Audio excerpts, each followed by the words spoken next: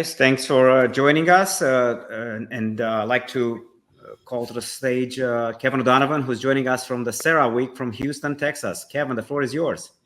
Thank you, Lucian. Good morning, folks, or good afternoon, or whatever part of the world you're joining in from. And thank you for joining us for our second session here today on smart operations in oil and gas, leveraging IoT for efficiency.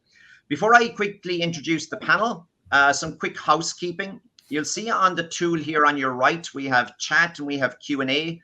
In the chat, that's for anybody to say whatever, swap their LinkedIn profiles, say hello. Let us know where you're joining from today, because on the previous session, we had people from all over the world. We will be taking questions. You know, this is a live panel. So please, if you have any questions as we go through, please do put your question in the Q&A tab. I'll be watching that as we go through, and we'll be pulling in questions that are relevant as we go through the topic of discussion. So what I'll do, the topic we're chatting for the next probably 55 minutes or so is around smart operations in oil and gas, leveraging IoT for efficiency.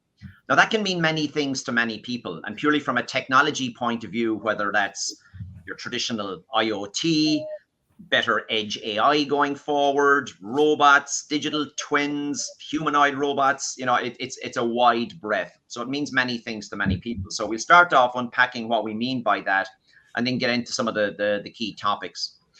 So I'll briefly introduce the four panelists this morning, and then I'll ask each one of them to do a quick introduction and give us a kind of their opening statement. So I'm delighted to be joined this morning by John Morgan, COO and VP of JB Oil and Gas.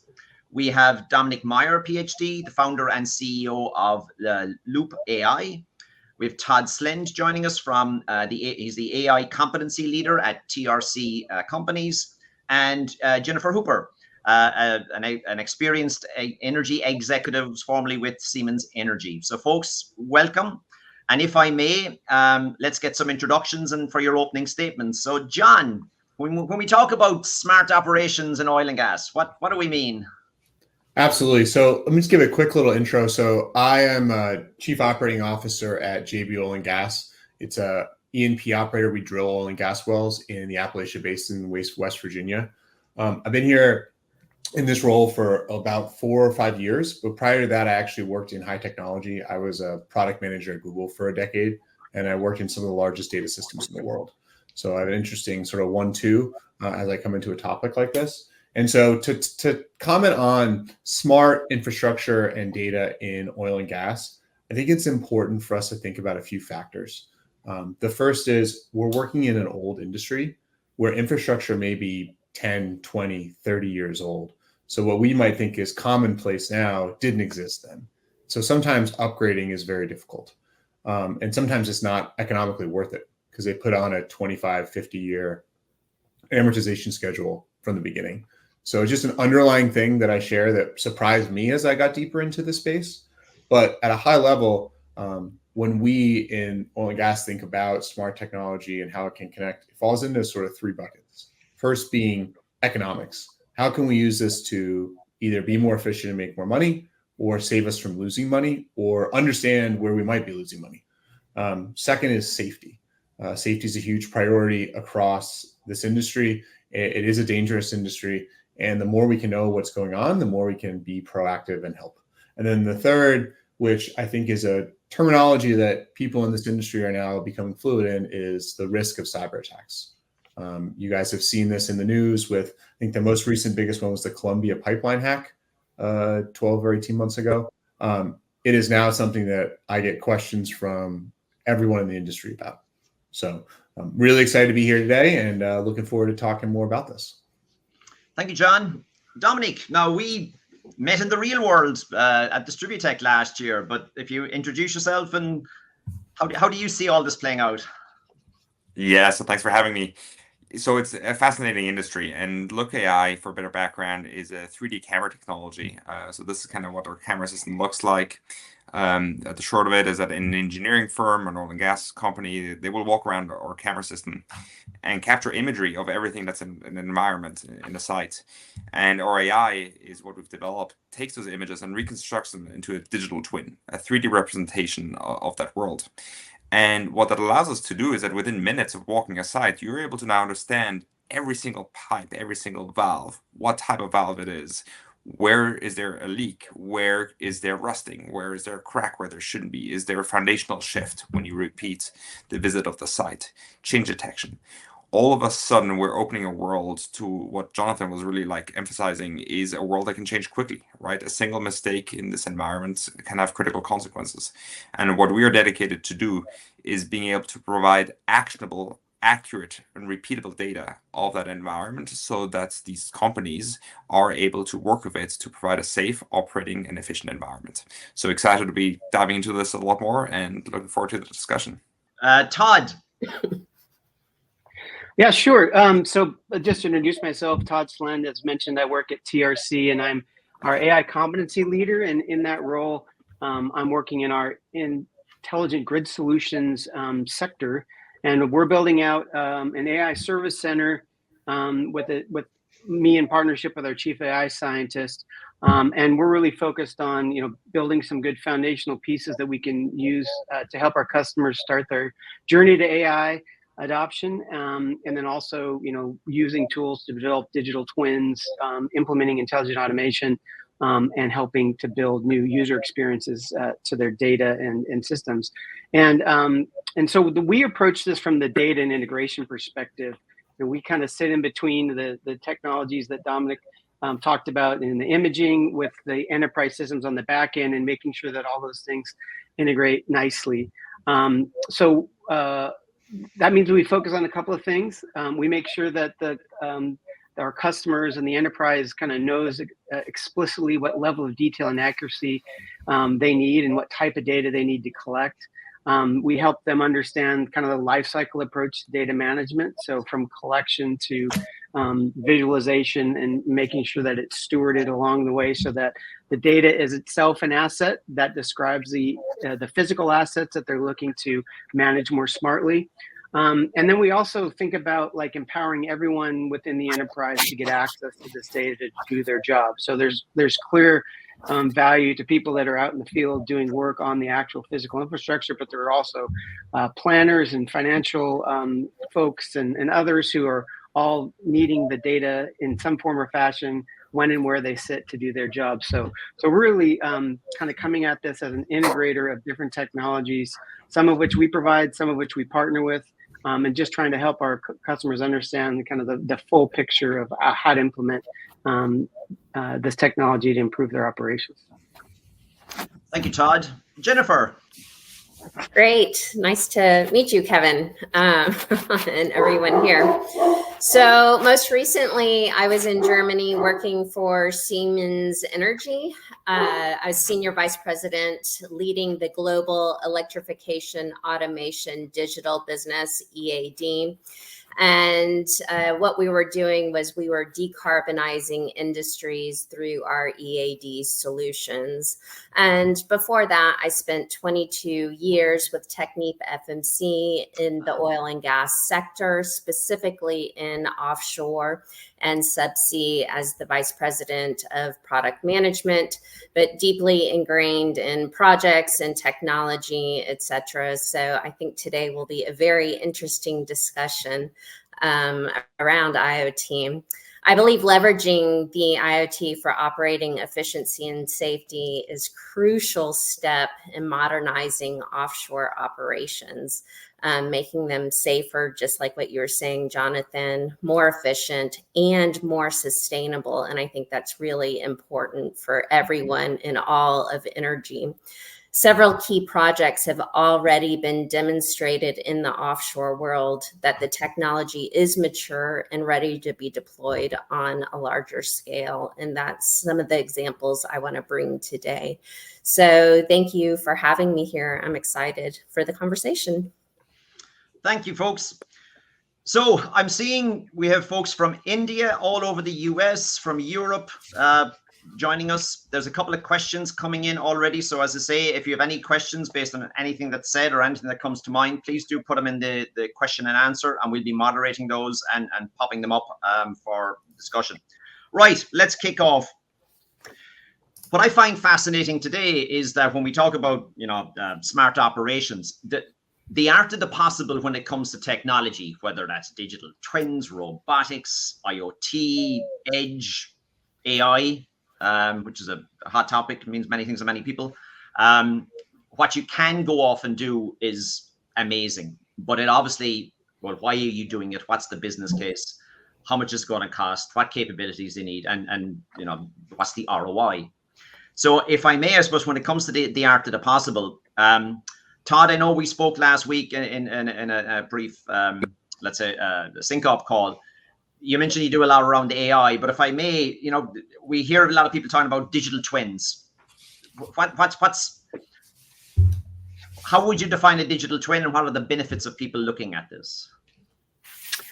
Sure. Yeah. So a digital twin is simply just a digital representation of your physical infrastructure, and one that you can use, you know, kind of prior to doing field work, one that you can use to kind of do scenario testing around different operational measures you might want to take to improve efficiency, balance load, do all kinds of different things that you want to test in the virtual world before you actually roll it out into the physical world. And you know, we see a ton of benefits from our customers in using digital twins. One of the things to think about is a digital twin can be a very low level of detail, or very kind of primitive, but it can also be very, very detailed. And we like to kind of start our customers you know, in the good enough space, and then provide them a solid platform or foundation to continue to elaborate on their models as they bring in new sensors that they want to visualize through the digital twin. We call it kind of doing XD. So we start with 2D, then the 3D, then to add the time dimension and so forth. So we have a very robust and rich digital twin. So it really kind of is sitting for us as a cornerstone of this kind of digital as-builting movement, where we have a really robust model that kind of reinforces a common understanding across the organization for what the infrastructure is in the physical world. That has a lot of benefits, just kind of, you know, everybody working from the same picture, from the same set of facts, but also there's a lot of documentation that's reduced by moving into the digital space. So there's a lot of planimetric drawings and other kind of traditional ways of documenting infrastructure that can kind of just be put aside and kind of stored for posterity after you've moved in that digital space. And then we've also talked about kind of safety and efficiency. So knowing what you're going to in the physical world ahead of time, because you have a very detailed representation of that in the back office, allows you to arrive more prepared, allows you to arrive with the right safety measures in place. And then you're more efficient because you kind of know what to expect and can be very efficient at getting the work accomplished. So that's kind of the picture of what we're seeing with digital twins, kind of in a nutshell. There's a lot more benefits, but that's the two that I think resonate most with folks. Well, I'll come back to everybody in a second. My own personal perspective, digital twins mean many things to many people. It depends on what you're trying to do, the capabilities. But if I may, Jennifer, you mentioned in your opening around the work you've done with Siemens Energy, automation. People are looking to automate more and more things. So more automation, more IoT. How does digital twins, automation, IoT, how does that all fit together in your world?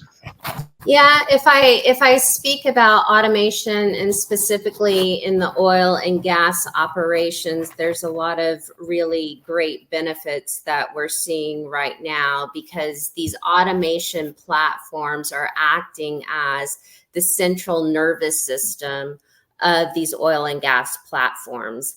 And they're doing this by integrating and coordinating the data from a multitude of connected devices. And these platforms enable comprehensive end-to-end automation by streamlining the workflows and providing actionable insights for decision makers.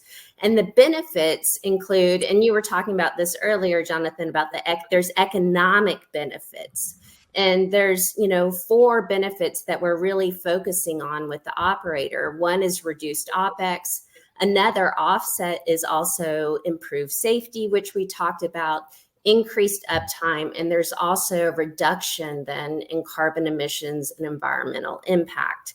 And when we talk about that reduced OpEx, what we're talking about, and there's different terms for this, but really demanning or reducing the persons on board of these offshore assets. And there's significant cost benefits to that by reducing people on board and removing the need for on-site control rooms and moving those control rooms from offshore to onshore. And then also automating certain, a lot of those tasks from offshore and removing those onshore. And there's also the condition-based monitoring. So a lot of that is reducing the OpEx. And when you're reducing the amount of people that you have to put offshore, then of course, an offset of that is an improved safety of both the people and the plant offshore. Of course, studies have shown that human factor contributes to most offshore incidents. So as much as you can remove people from being there, the better. When we talk about increased uptime, the automation aspect is once you can automate your operation, then you can increase your uptime. The condition-based and predictive analytics are a huge play in that. And then when you have reduced carbon emissions, environmental impact, it's all playing out one by one. And in Norway, they, with Aker BP and with Equinor, they have such great examples out there with using their IoT platforms and digital twins. They just have great examples that are already in operation where they have onshore control operations, and I recommend people to go see that. There's a lot of stuff going on in many oil and gas companies across the globe right now on this. Yeah. If I may, Jonathan, when we were chatting last week, obviously you're running oil and gas facilities today. From your own perspective, with digitalization, with automation, with digital twins, any real world, how are you benefiting this? How are you taking cost out by using these kind of technologies? So it's funny how all these terms sort of come full circle. So digital twins for the longest time was just called telemetry, right? And so in oil and gas, for all of our producing wells that are over a certain threshold of volume, we'll have live connectivity to monitor what's going on. So, and depending on the site, you'll monitor different things. So today we actively are monitoring hundreds of wells, and we know temperatures, flow rates, we have safety controls, we know, where things may or may not be going right or going wrong. And they all go into dashboards that my field level managers look at on their phone, on a tablet, on a computer. I was just joking with Dominic, I'm getting my dashboard wall set up here. I'll have them on my dashboard. And it's gotten a lot better over the years. It used to be very rudimentary.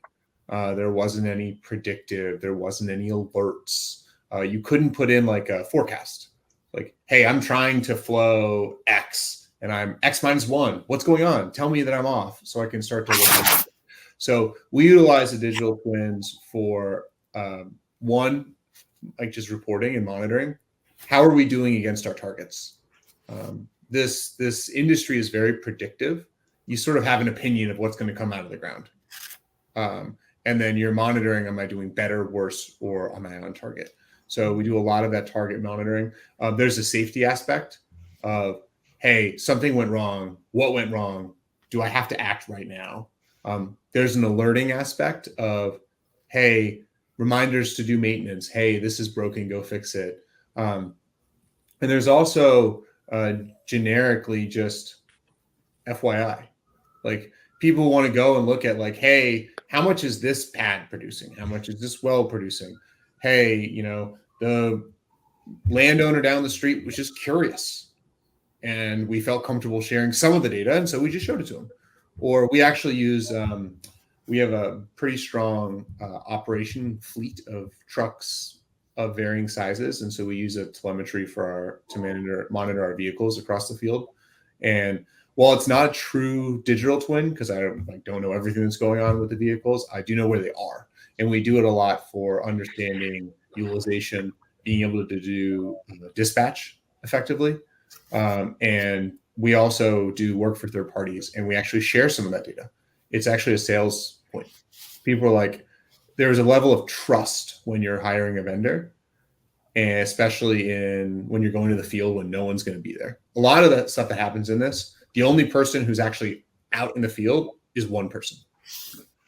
And so if you can provide a level of, oversight, I don't want to call it Big Brother, but like a little bit, then not only are people more truthful because there's no risk, there's no like temptation, but anyone, including people you work with, can monitor and see what's happening. So we're seeing a lot of value to it.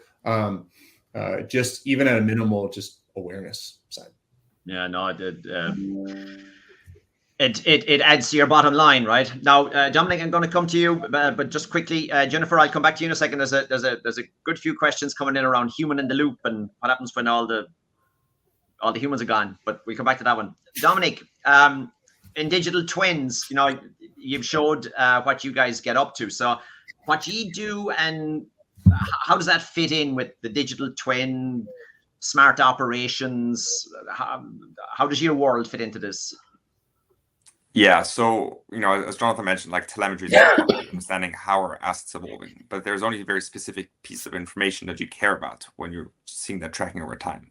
There's also a foundational base model, and that base model to me is a representation of that physical world, and that's what's needed to understand the site, right? So when you're putting evolving context on a flow rate, right, and you're getting anomalous readings, you got to send a crew out there and figure out what's happening, right? And when you send a crew out there, what are they going to do? They're going to be on the cell phones, take a few pictures, send over WhatsApp, send over iMessage, get it back, give a call. Oh, we need an extra pipe, we need an extra cable to wire up and new connectivity.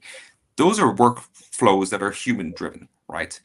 And as we approach a world where we're trying to understand context of these incredibly intricate sites, we need to have the base model representation to a level of accuracy that we can say, hey, we need 27 feet of wire to be able to rewire a new sensor to be able to fix that problem. Or we need to replace a part of the pipe rack that's 20 years old. And when these very intricate pipe racks are designed, a lot of the time they're prefabricated, right? So they're assembled or built before they're even installed. The tolerances are 5 millimeters or better, right?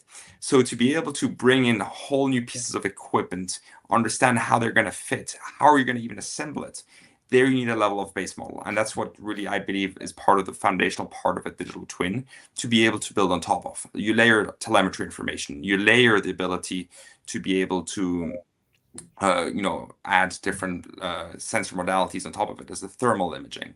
Is it real-time webcams, right, for security and safety? And what that means at the end of the day is that you can visit a site virtually, have a level of detail in the same way as you would be there in person, right? Be able to take a digital measuring tape and do everything you need in that virtual digital twin. And that's really where I see the foundational and the future of where digital twins are going in the oil and gas space. Now, folks, please keep the questions coming in. 2 questions came in, and Jennifer, I'll come to you for these. Dorina asked, well, who troubleshoots the equipment when all the resources are removed? And I think it was Chris Daly was going, well, do customers really trust automation without human in the loop? They're kind of similar, but if I may, I've seen in various oil and gas companies around the globe where they are doing almost lights out operations. So it is a thing. But how would you reply to that? Where's the human in the loop? And do I send off one of the humanoid robots to fix it? Yeah. And I think we'll get to that also later in the discussion when we do talk about robots, because there is a play for robots in the discussion also. But there's been, because these questions kind of go together, so I'm going to answer them together. On the Johan Sverdrup, and I probably didn't pronounce that correctly because I'm not Norwegian, so I apologize. But on the Johan Sverdrup fields for Equinor in Norway, they actually did two. They had on the platform a full control site. And then they also had one on shore. So it wasn't as if they just completely walked away and said, "Oh, we're going to, we're just going to not try and pilot this together simultaneously." They did it in a very smart way, and of course, it was expensive as well. But they were investing for the future. So they invested in a full control module, all the people on site, and then they also had a control off-site on shore as well. And as they got more comfortable, they started removing people from offshore. So the offshore platform is engineered and it is designed for full operation, for the maximum amount of people to operate the platform.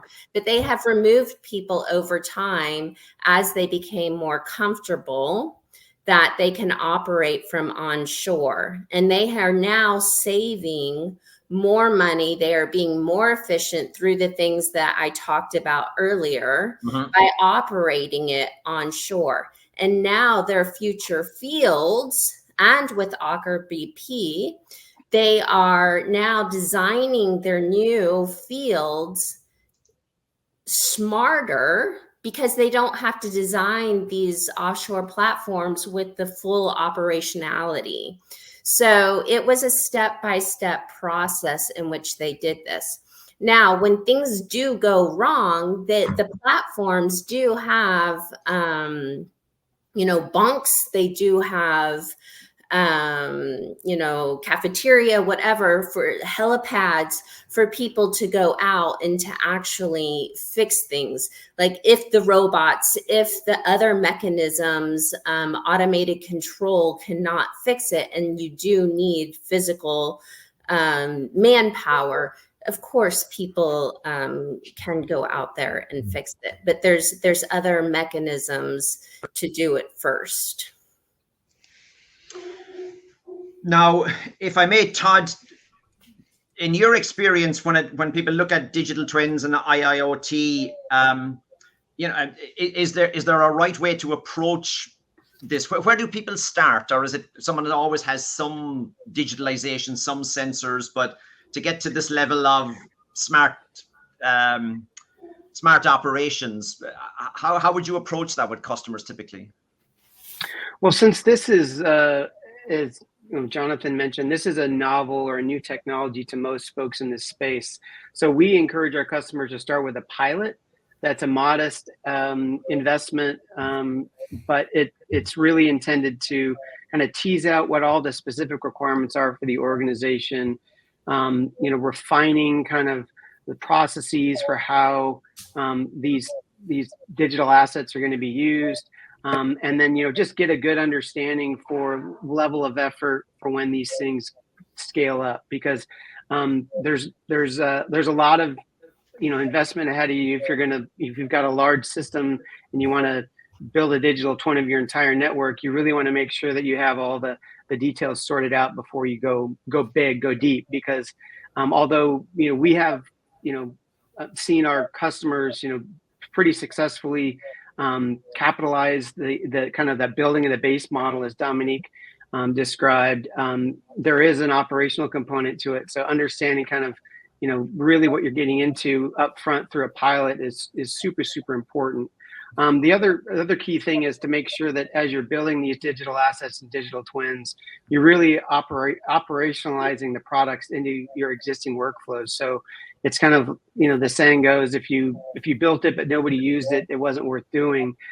So we really like up front, and the products of that pilot are used to socialize, the the people doing the work in the organization so that they really understand how those things can benefit their work, and then do the change management so that you're incorporating these new resources and exposing new creative ways of using these things so that they're getting the full value for the organization by being implemented and being used in all the relevant workflows within the organization.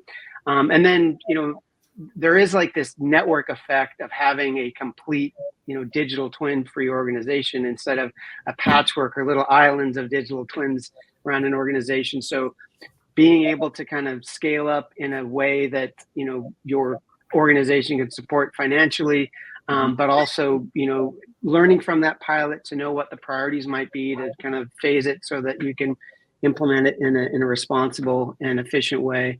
The point is that these need to be a new set of core tools and not novelties, not just toys, which they kind of have been in the past. And then, just having, the forethought of like, okay, we're going to build iteration one of our digital twin. What are the next iterations, and how are these digital twins going to be elaborated to add even more value to the enterprise and enable more workflows and functionality? So that's really, those are the three things that we think about is like start with a pilot, operationalize intentionally, and then be smart about your scale up and have a roadmap for how you're going to continue to evolve and develop your digital twin. So, Jonathan, I'll come back to you in a second, but Dominic, from your side, again, when customers come to you and say, where do I start, to build on Todd's comments, anything to add? Yeah, so I like to say always, building a new asset is easy because you can put the latest technology in it.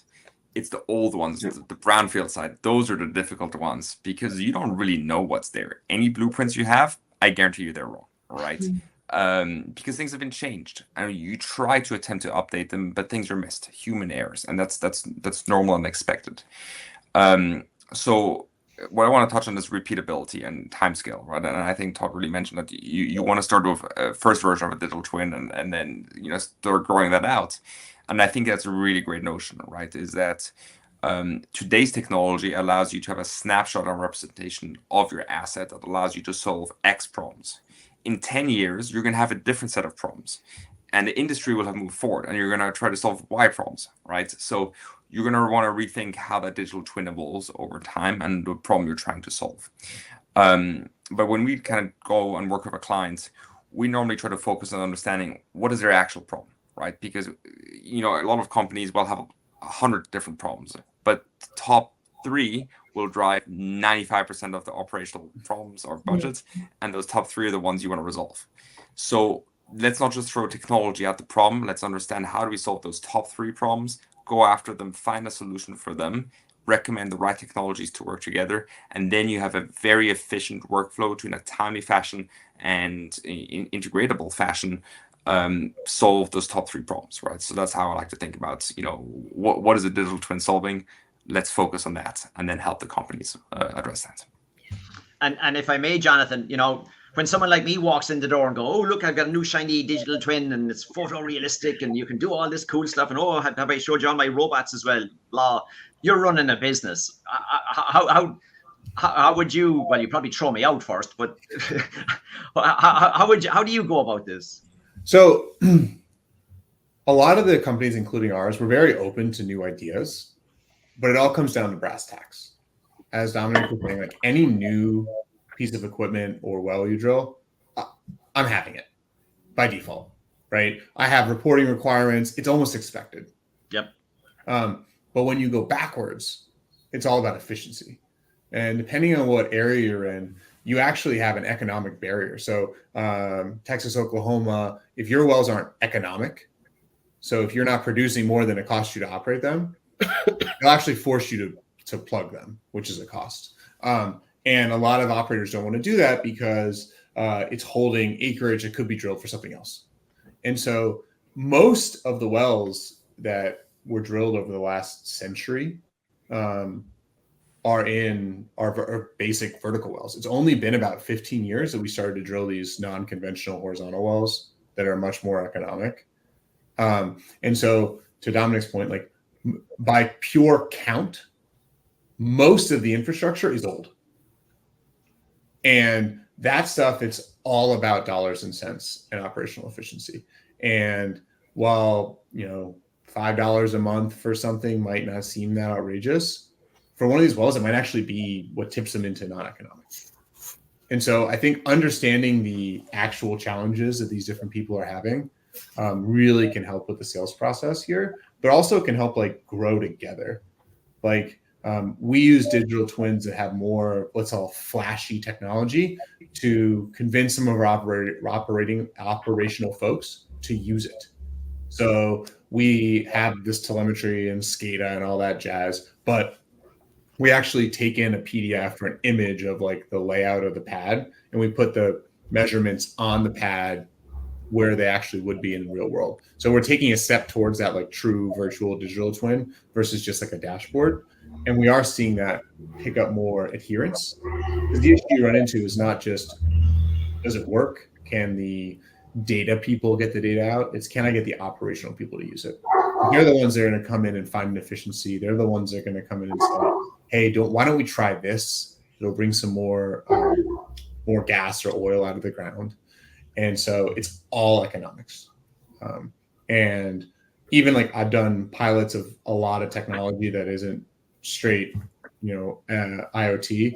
And the first pilot's okay, you said you're going to either decrease my cost by X% or increase my revenue by X%. And do my pilot, did you deliver? Great. Now you're just part of my checkbox. Once you get over that threshold, you're sort of part of the expected operations of the business. But people are, I'm ruthless. If you come and say you're going to save this or get this back, I'll give you a little bit of benefit out around it. But if the first pilot doesn't work, I got 10 other people behind you. So that's a big factor. That's the real world. Folks, the questions are coming in. We're not going to get to them all, but there's a couple in the queue. We have about another 20, 25 minutes max. There's two big topics we want to cover. One is around, well, if all this stuff is so cool, why is it hard to do with some things? And the third one, or the second one would be where we close up is, what do we see coming in the future? And I'm here at CERAWeek. All things AI is sucking all the air out of the room. It means all things to all people, but we get onto some of the robots and whatever. But so if Jonathan, to your point, it's if someone comes in and goes, look, I'll help you save money or increase your revenue, prove it. If it proves it, hey, that seems to work. Why wouldn't I do more? But a couple of challenges, I suppose, and I'll open up this to anybody. There's a question here from Sai, and he's if you're connecting all of this stuff up, creating your digital twins, are there any standards, or is there data standards? How do you connect all this stuff up, or is it do you have to put it all together every time individually? So I don't know, Todd, if you want to take that, or anybody wants to jump in.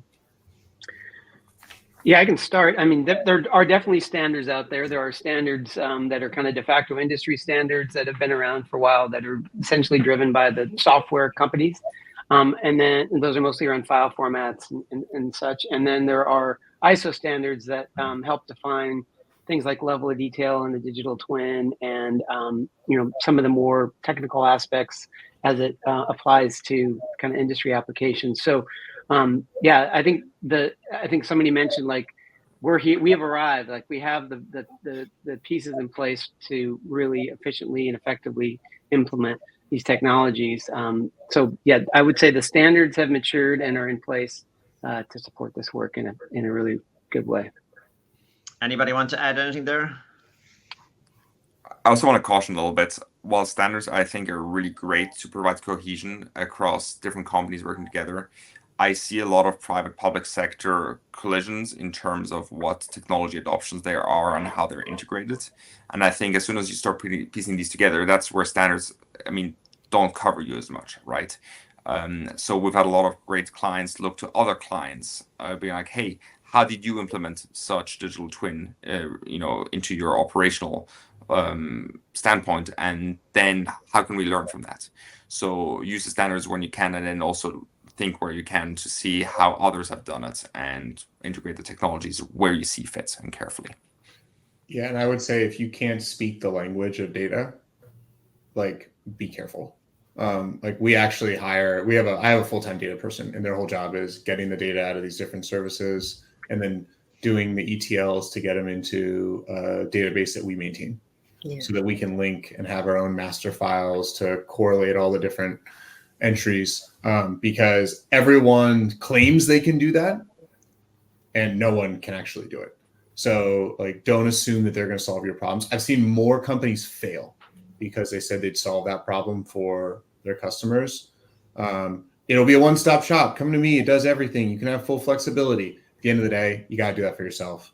If you don't, you're going to get burned, or you're going to have an assumption that's wrong, and it's going to lead you into a way that either poisons the relationship or worse, causes a negative impact to your business.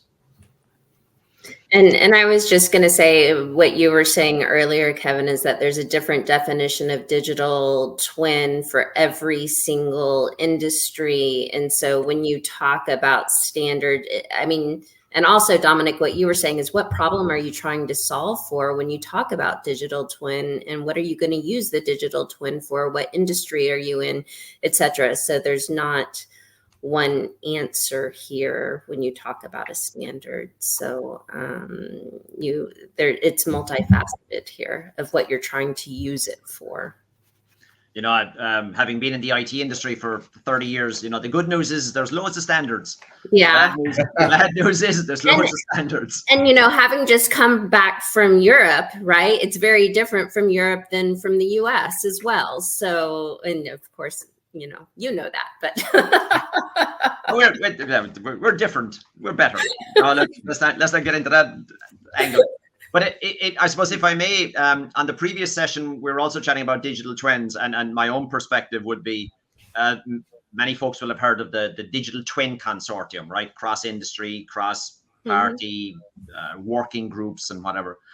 They have a thing called the periodic table of capabilities. So think the periodic table, but they just replaced all the chemistry with, well, what do you want the digital twin to do? I think they have like 57 capabilities. And this could be everything from, it is a 3D design of what I'm going to build, to a reality capture, to predictive maintenance, to fully autonomous, and everything in between. And I think it's a great, you don't have to agree with it, but it's a great way of level setting, because a lot of the work I would do with companies would be, first meeting, I'm a big fan of post-it notes. And I give out post-it notes to everybody, and I go, right, we're here talking about, let's say, digital twins. Can you write down what you define a digital twin to be? And then we put them on a wall. And this is a project team. They're all working on the same project, and they all have a different definition of what a digital twin is. And you're like, the best of luck when you try and put all this together. But in terms of, there was a question here as well from Pascal, and again, I think, Dominic, this goes back to your point that if it's greenfield, you can start from scratch, and you can have a unified namespace, and you can label all the assets, and regardless of what system you're using, you have the same naming conventions and yada yada yada. So you can pull a lot of stuff together easily. I'm guessing a lot of the work you would do is, again, back to brownfield, and you'll have multiple siloed apps, asset management systems, you name it. They might have different naming conventions. They might use different methodologies. Is that what's going on out there? That it's hard to, it's easy for the greenfield, you said, but it's harder for the brownfield to munge all the data together. Is that where standards come in? Yeah, so for brownfield sites, right, you've got a history of blueprints, a history of information. Is it receipts, invoices? Is it notes from a technician? Is it pictures that were taken, right? And you try and piece together that history to be able to infer what is the current state and what do you need to do about it so that it becomes reliable in the future.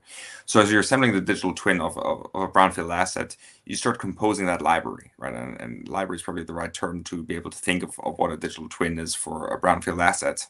And from there, when you move forward, you update that library with the latest documents to represent that asset. But you also have to be aware that these standards change, right? So I bet you we could be sitting in this room in 30 years, and that same asset is still going to be working on an offshore site. And I bet you the point clouds we use today to represent a physical structure in a digital twin model is not going to be a thing anymore. We're going to be using textured meshes, or we're going to be using a different file format. And they're going to look back at us being like, hey, yeah, that's something of the past, right? So we want to continuously think on how these digital twins evolve and what asset type needs to be put together so that you don't have just siloed pieces of information. The reality is you're going to have different pieces of information and you're going to have to work with those. So that library is going to be complex and it's going to require humans to dissect that to a larger degree. Right. So I spend a lot of my time looking at the art of the possible and look at all the shiny toys that are coming down the line. And next week I'm off to NVIDIA's GTC. They're doing a lot around humanoid robots. So Jennifer, you brought it up earlier, if I may.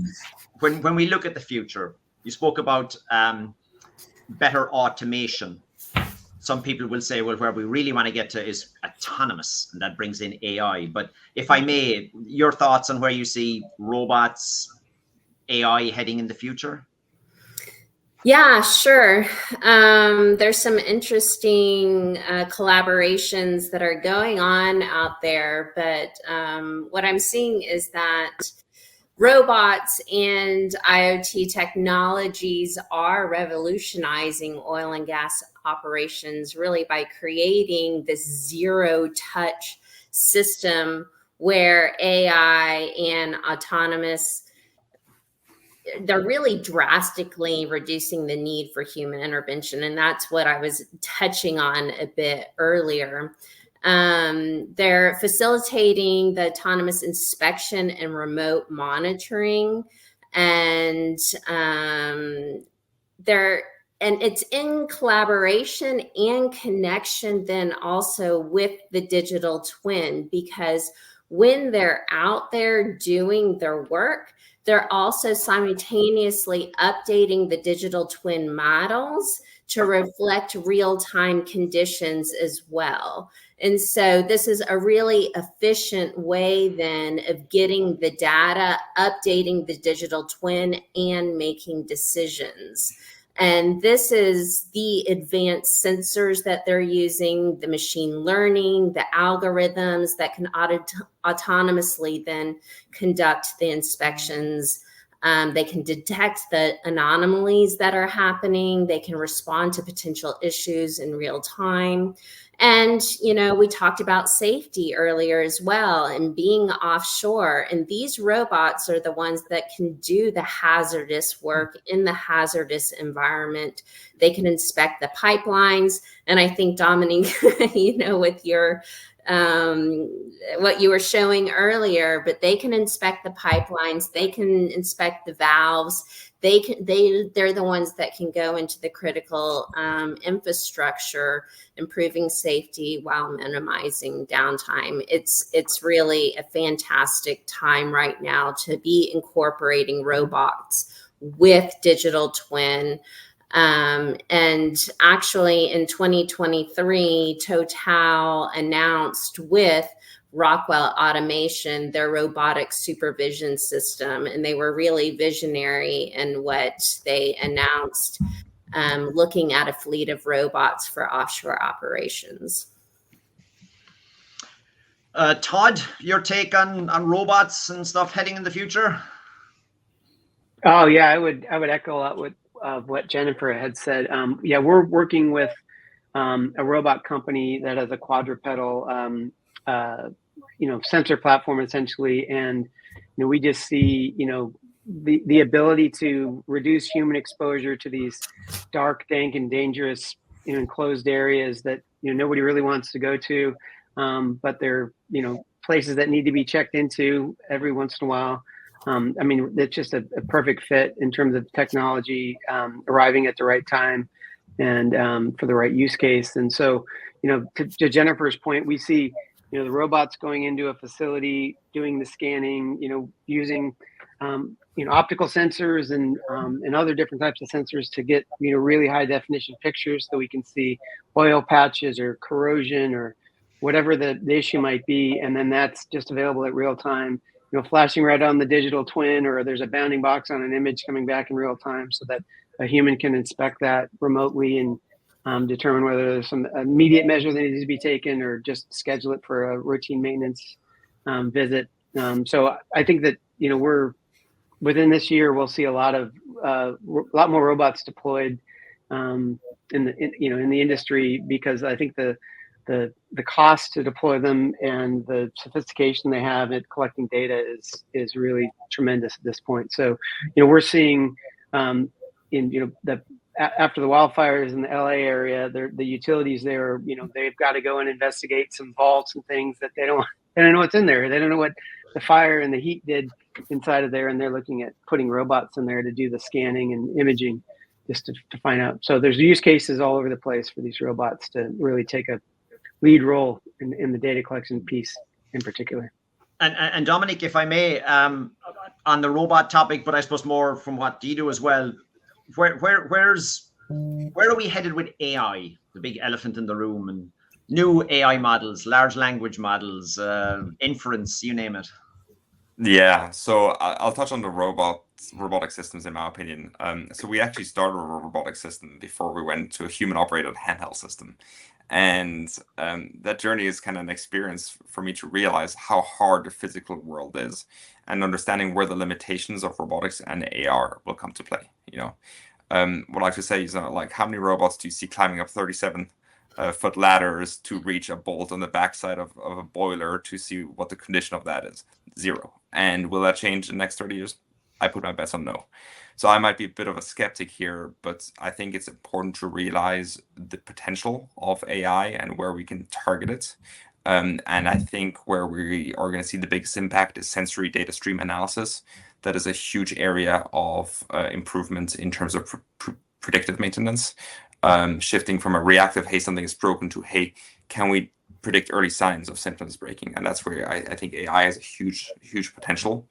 The other part of it is helping humans do their work faster, right? When you're looking at a lot of data files, manuals, or historical data records of certain assets, being able to have an AI go through those data records to be able to say, hey, back in 1997, they did this to this piece of assets, without having to spend 3 days looking through 5,000 different pages, right? That's where AI is able to aid processes that humans are driving. So I believe in semi-automation, automation that helps humans their job more efficiently, and I don't believe in human replacement, right? I believe in being able to get a 50-person crew to a 3-person crew and have them operate safely where needed, as needed, and that's what's going to drive the biggest economic drivers and reliability for the future. So that's my quick take on robotics and AI.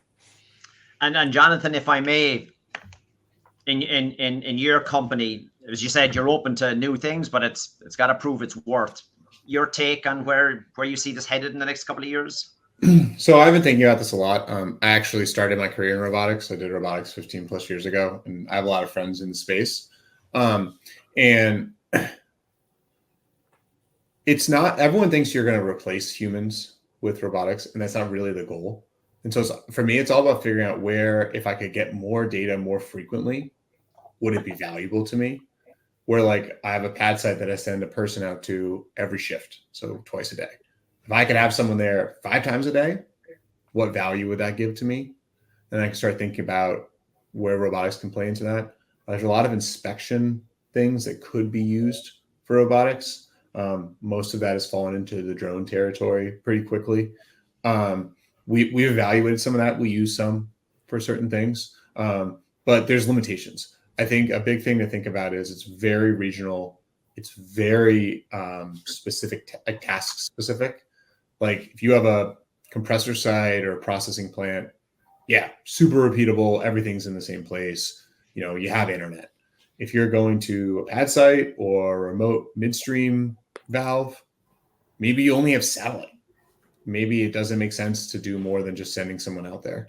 And so I think that there's a lot of opportunities, but I think it's a slow roll. I think there's a lot of like human robot overlap to make sure that things are giving that value. And then you're going to slowly build that trust and hand it over. I think what we found is a lot of the processes that were created for humans don't translate one-to-one to robotics. And so it's not just, hey, insert and drop in robot. It's actually rethink how the business operates.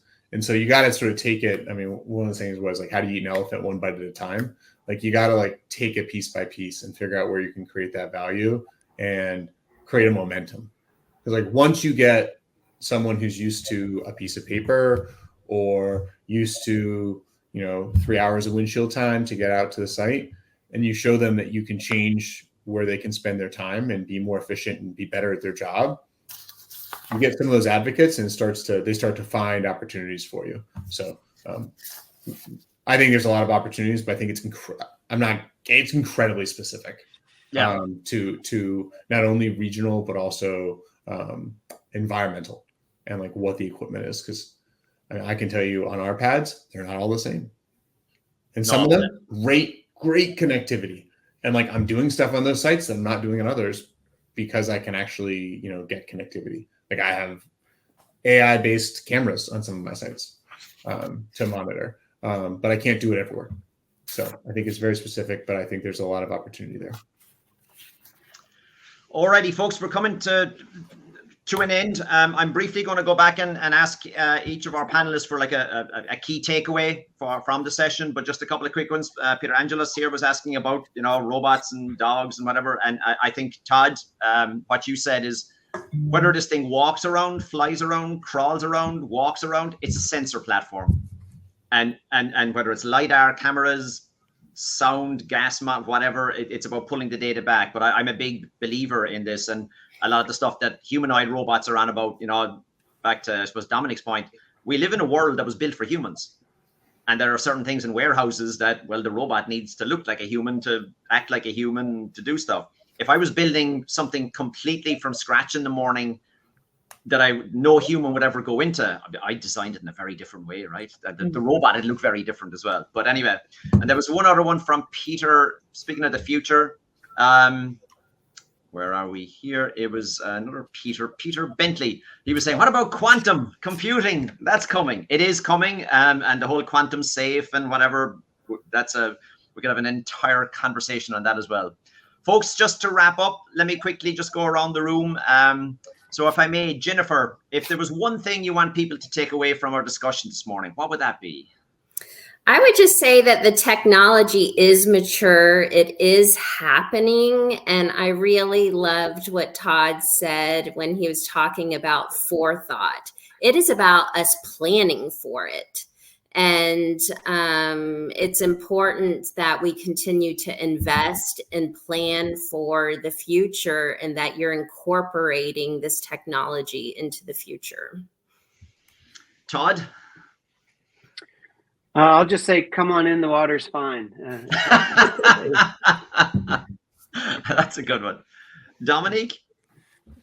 Think about your problem and fix the problem, right? That's what you're going to be going after, and that's what's going to drive the ROI, and that's what's going to drive the selection of technologies and platforms and integrations. And you've got a great team of experts available in the world that can help on that, and leverage those experts to be able to advise on the best steps, and leverage those other people that have done it before, because that's where the hard parts that you would never expect to go through. So that's my quick takeaway.